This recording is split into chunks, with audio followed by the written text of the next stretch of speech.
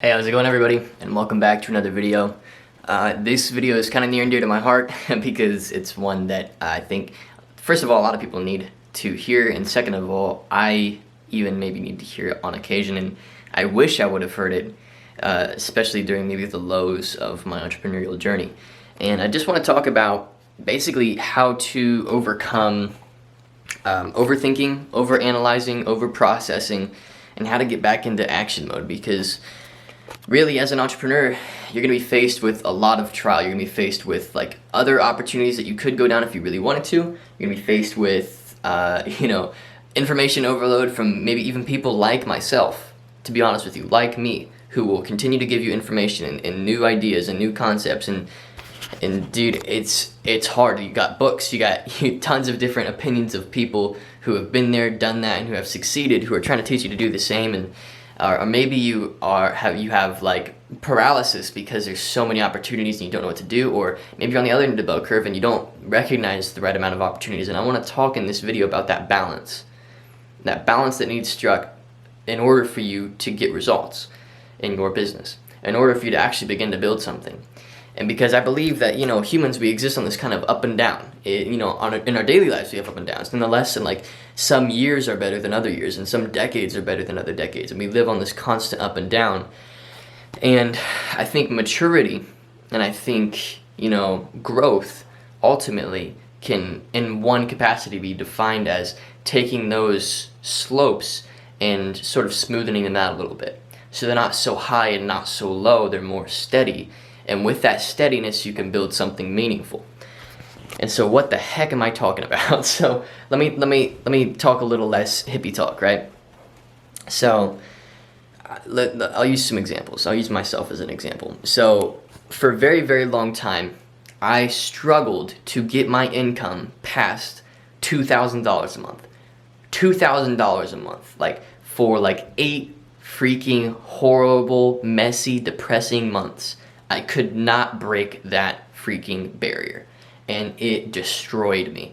And I don't know if that's the exact amount of time, but it felt really, really long. And I remember, I think it was when I was just transitioning out of wedding photography or something like that. I don't remember exactly what it was, and then I would have like a month where it was like 6, 7, 8 grand, and then it would just like, and then the next month it would average back out, and $2,000 a month was just like the number, and I just couldn't possibly break it.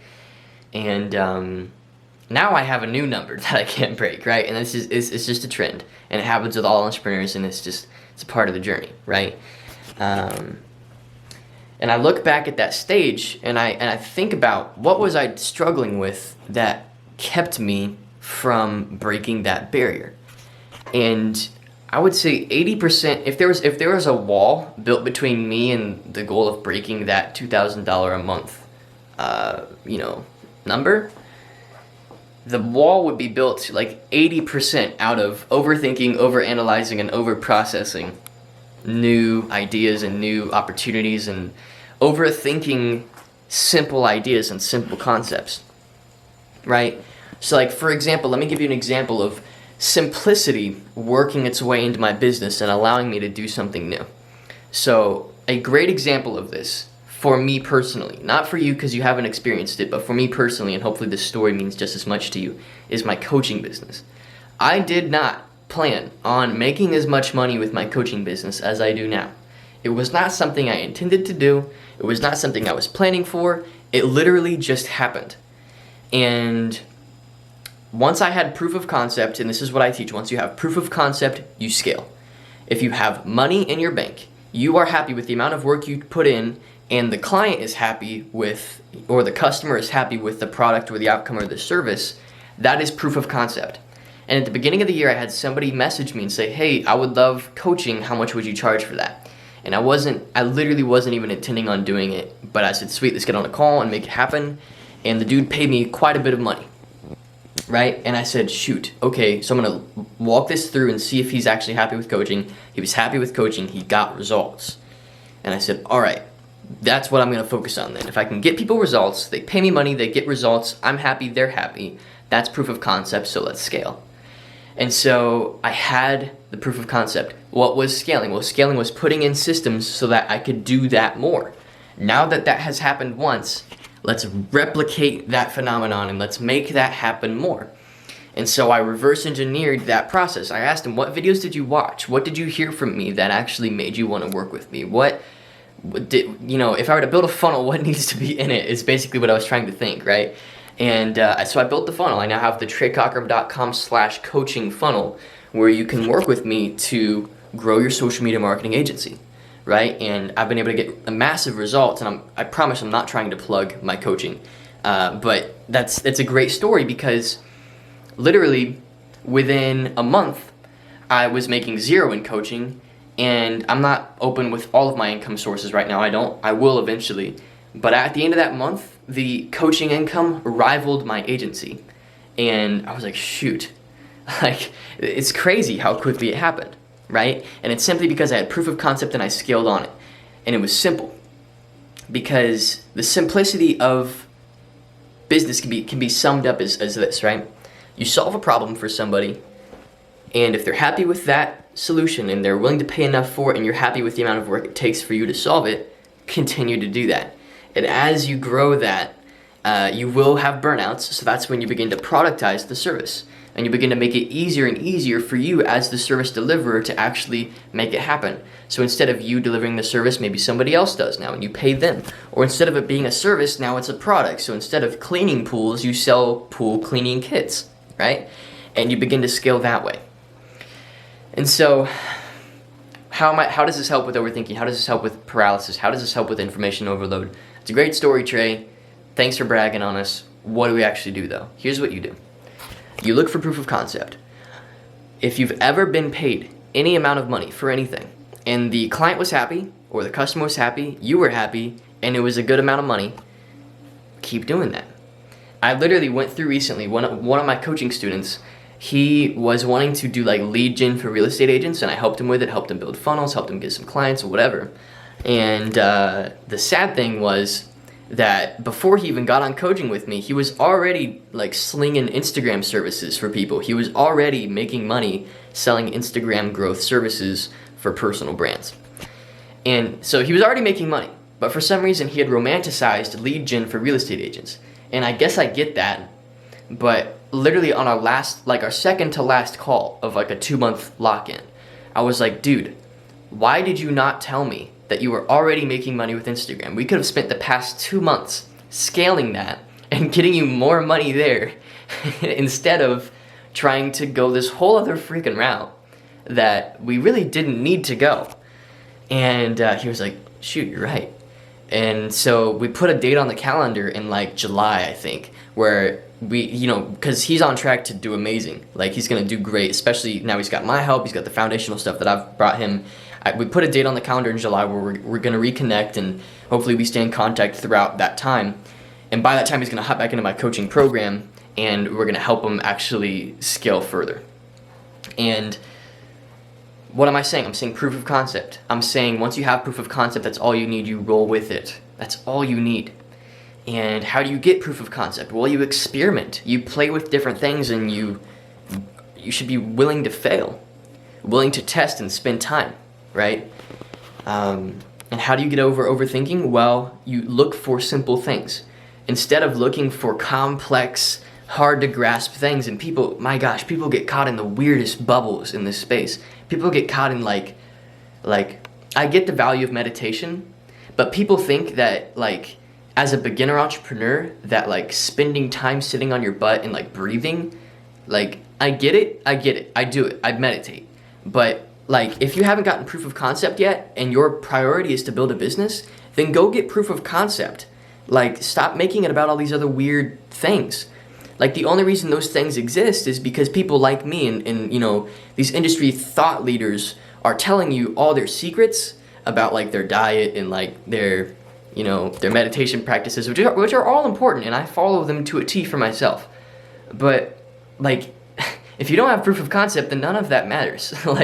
Like it doesn't matter like if you eat like whole grain or half grain, like whole wheat or whatever, 20% wheat bread or whatever. It doesn't matter like what brand of like water you drink, if it's like Dasani or Fuji. And it really doesn't matter how long your meditation sessions are. Like it's the weirdest thing. you must know what I'm talking about. Like this whole self-development space, the business space and the self-development space really like cross over, and it distracts so many people. All you have to do, especially as a social media marketing agency owner, is find proof of concept, find a niche that has a problem, solve the problem. If both parties are happy, you and the client are happy, scale.